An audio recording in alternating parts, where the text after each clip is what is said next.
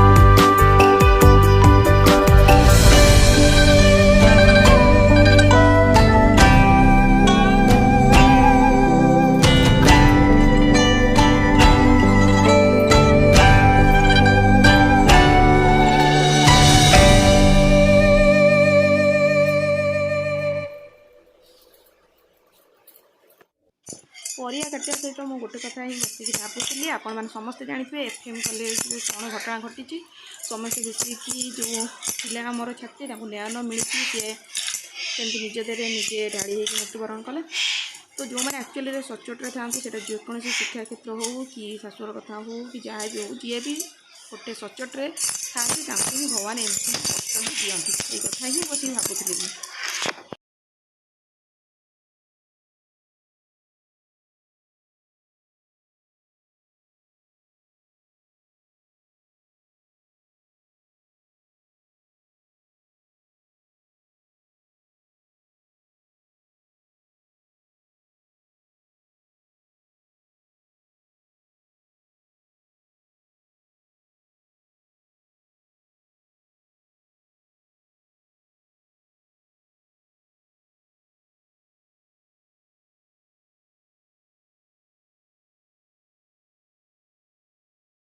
तो निहाती भाव में गोटे सत कथा जो मैंने एक्चुअली सचोट रुहति सबू जगार ही कष्ट मिले यहाँ ठीक ना भूल से मत आपण मैंने निहाती भाव में कमेंट करके जनइबे तो सतरे कौन ये हो पारे ମାନେ ଯେତେବେଳେ ଗୋଟେ ଲୋକ ବଞ୍ଚିଥିବ, ଯେତେବେଳେ ସେ ନ୍ୟାୟରେ ଥିବ, ତାକୁ ସପୋର୍ଟ କରିବା ପାଇଁ କେହି ନଥିବେ।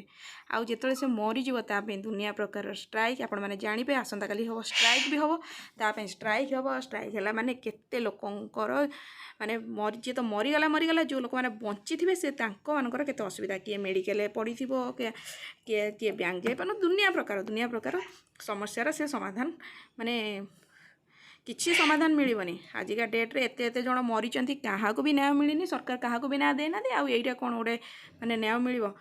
ଯଦି ସେ ବଞ୍ଚିକି ଲଢ଼େଇ କରିଥାନ୍ତେ ବହୁତ ଭଲ ହେଇଥାନ୍ତା, କିନ୍ତୁ ବଞ୍ଚି ନାହାନ୍ତି, ମରିଯାଇଛନ୍ତି। ତାପରେ ଏତେ ଦୁନିଆ ପ୍ରକାର ଚାଲିଛି ତାଙ୍କୁ ନ୍ୟାୟ ମିଳିବା ପାଇଁ ଯାତ୍ରା। ଫାଇନାଲ୍ ଦେଖନ୍ତୁ, ମୁଁ ସେଇ ଜିନିଷଟା ହିଁ ଦେଖାଉଛି। ଦେଖନ୍ତୁ ଜରି ଭିତରୁ ଦେଖିକି କୁହନ୍ତୁ, କିଏ ସେ କହିପାରିବେ? ଜରି ଭିତରୁ ଦେଖିକି କୁହନ୍ତୁ, କିଏ କମେଣ୍ଟ କରିକି କହିବେ ୟାର ଭିତରେ କ'ଣ ଅଛି, କହିବେ ହେଲା। ୟା ଭିତରେ କ'ଣ ଅଛି କି ଜାଣିପାରିଲେ?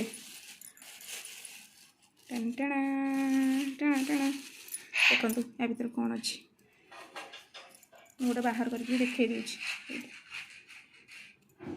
କିଏ ଖାଇଛନ୍ତି ବି ମୋତେ କମେଣ୍ଟ କରିକି ଜଣାଇବେ। ବଢ଼ିଆ ଲାଗେ, ଲୁଣ ଲଙ୍କା ଲଗେଇ ଖାଇବା ପାଇଁ ଭଲ ଲାଗେ, କିନ୍ତୁ ଦୁର୍ଭାଗ୍ୟବଶତଃ ମୁଁ ଆକୁ ଖାଇପାରିବିନି। ଆକୁ ମୁଁ ଖଟା କରିବି, ସୋରିଷ ବଟା ଦେଇକି ଆକୁ ଖଟା କରିବି ବୋଲି ଆଣିଛି। ଆଉ ବିଶ୍ୱାସ କରିବେନି, ଇଏ ଗୋଟେ ଜିନିଷ, ୟାର କିଲୋ ଆସିକି ପଡ଼ୁଛି ବର୍ତ୍ତମାନ, ୟା କିଲୋ ହେଉଛି 80 ଟଙ୍କା। ୟାର କିଲୋ ହେଉଛି ସାଙ୍ଗମାନେ 80 ଟଙ୍କା। କି ଯୁଗ ଏରାକ, ଆମେ ମୂଳରୁ ଛୁଁ ନଥିଲୁ। ଇଏ ମାନେ ଏବେ କିଣିକି ଖାଇବାକୁ ପଡ଼ୁଛି। ୟା କିଲୋ ହେଉଛି 80 ଟଙ୍କା।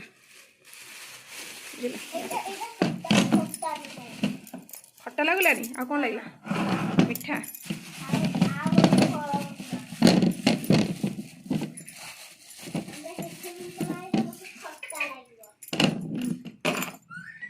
ମୁଁ ଏତିକି ଆଣିଛି 20 ଟଙ୍କା ଦେଇକି।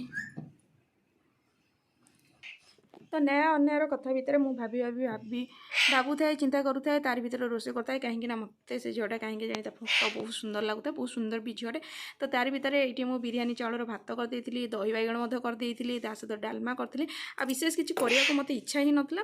ତ ସକାଳର ଥିଲା ଆଳୁ ତରକାରୀ, ତାରି ସହିତ ହିଁ ଆମେ ଖାଇଥିଲୁ। କରିବା ପାଇଁ ଟୋଟାଲି ଇଚ୍ଛା ନଥିଲା, କାହିଁକିନା ଏଠି ସରକାରଙ୍କୁ କ'ଣ ଦୋଷ ଦେବେ ଆପଣ, ସେ ତ ଅଲଗା କଥା। ଏଇଠି ଘର ଭିତରେ ବି ସେଇ ସେମ୍ ଜିନିଷ, ଯିଏ ସଚ୍ଚୋଟ ଥିବ, ଯିଏ ନ୍ୟାୟରେ ଥିବ, ତାକୁ ହିଁ ସମସ୍ତେ ମିଶି ମାସିକି ହଇରାଣ କରିବେ। ଏଇଟା ପ୍ରକୃତରେ ମାନେ ରିଏଲ୍ କଥା। ଏଇଠି ପରିବାର ଯାହା, ଏଇଠି ସରକାର ସେୟା, ସବୁ ସେୟା। ଏଇଠି ନ୍ୟାୟ ମିଳିବାଟା ସତରେ ବହୁତ କଷ୍ଟ। ଏଇଠି ମୋ ଭିଡ଼ିଓ